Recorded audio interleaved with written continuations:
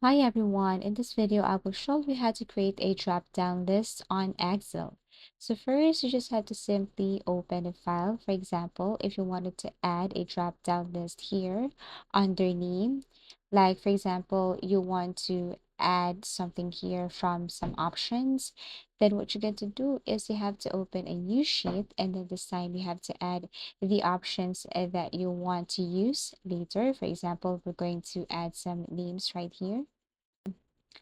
So here I have added some names, and I'm going to use this later on the original sheet. But basically everything is up to you. If it's all about items, list, names, you can just basically add here. Now select all or highlight, and then you have to control plus T and then click OK. Next is you need to add a name right here.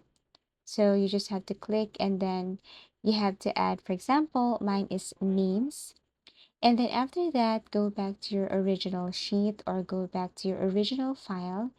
And then this time, what you're going to do is you have to look for a data. Okay, so as you can see here, we're going to add those options that we have created earlier right here.